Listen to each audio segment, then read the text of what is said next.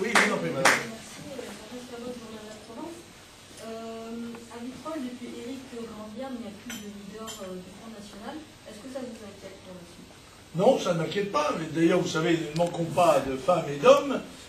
Quand dans un endroit donné, quelqu'un est nécessaire, eh bien, il vient quelqu'un pour tenir le drapeau.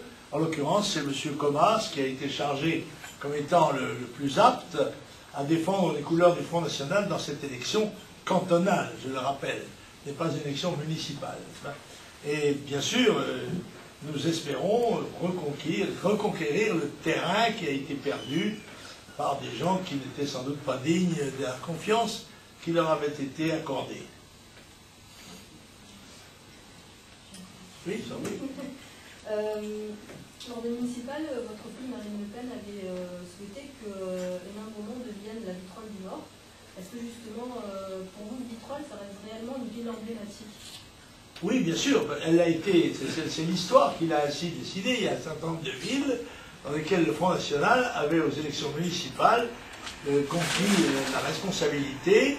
En l'occurrence, il s'agissait de Toulon, qui n'était pas une petite ville, de Marignane, de Vitrolles et d'Orange. Pour l'instant, la seule qui est résistée, et pour combien de temps, je ne sais, puisque aussi bien tous les dirigeants de ces villes ont quitté le Front National dans l'espoir sans doute d'obtenir plus de voix sur leur droite ou sur leur gauche. L'expérience a prouvé qu'il n'en était pas ainsi et qu'il n'y avait qu'une seule manière de conserver ses responsabilités, c'était de rester fidèle, car on n'est pas élu simplement pour avoir un poste de maire et une rémunération correspondante, mais aussi pour défendre des idées et les couleurs sous lesquelles on a été élu. C'est évidemment une simple question d'honnêteté, en l'occurrence. Voilà. Alors, nous n'avons pas de problème, même si nous avons connu, à la suite des élections législatives de 2007, des difficultés tenant au non-remboursement des campagnes pour 350 de nos candidats sur 550, ce qui nous a obligés à nous serrer la ceinture. Et comme nous n'avons pas d'implantation comme les grands partis institutionnels qui sont implantés dans les mairies, dans les conseils généraux, dans les conseils régionaux, à l'Assemblée nationale, nous ne sommes pas représentés, malgré le fait que nous ayons des millions de voix, eh bien, cette difficulté ne nous a pas découragés, puisque depuis bientôt près de 40 ans, le Front National remplit sa fonction, qui est celle justement d'avertir les Français, de les informer, en particulier des dangers qu'ils courent, et qui ne voient la décadence, la décrépitude, à la fois de nos institutions, à la fois de la liberté, de la sécurité, de la prospérité du pays.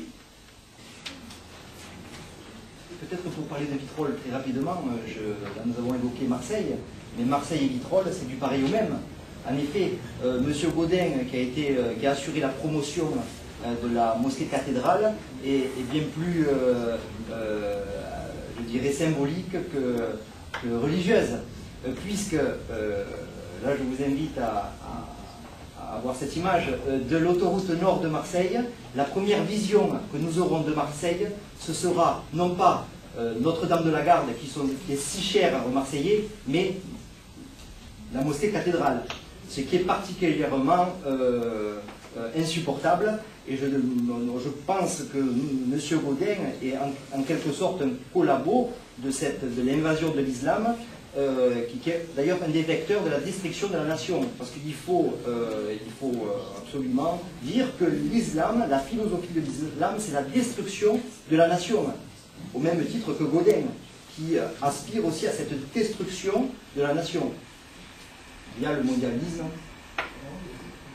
Oui, il faut peut-être souligner le caractère particulier de ces mosquées cathédrales, qui existent d'ailleurs dans toutes les capitales du monde et qui ont été financées pendant les dernières années par l'Arabie Saoudite, le mouvement salafiste. Eh bien, en fait, c'est une affiche géante en quelque sorte. C'est une annonce de présence. Je rappelle que jusqu'à il y a 30 ans, il y avait en France une mosquée. qui était la mosquée de Paris.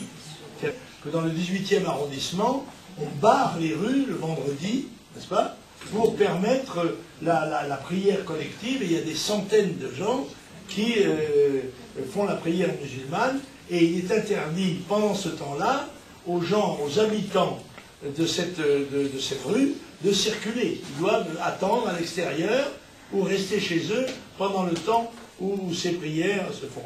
Je n'ai pas de mépris pour aucune des religions, au contraire, j'ai de l'estime pour elles, mais je pense qu'en effet, où chacun doit exercer sa religion selon les mœurs et coutumes du pays dans lequel il se trouve.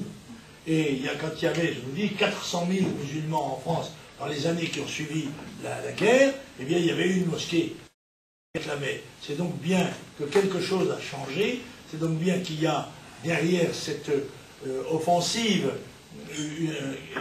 un élan démographique considérable, c'est vrai, et une poussée politique qui préfère prendre le canal religieux comme étant le moins vulnérable pour progresser. Mais nous avons non seulement le droit, mais le devoir de défendre notre propre conception de la vie, puisque nous sommes aussi ici chez nous, n'est-ce pas? Et avant toute chose, ce qui nous sépare, contrairement à ce que dit M. Sarkozy dans son discours, ce qui nous sépare d'un certain nombre de gens, ben, c'est que précisément nos grands-pères étaient à Verdun. Voilà, et 1 400 000 Français qui ont payé de leur vie la défense de territoire français, de la civilisation française, de l'ordre français. Voilà, c'est toute la différence.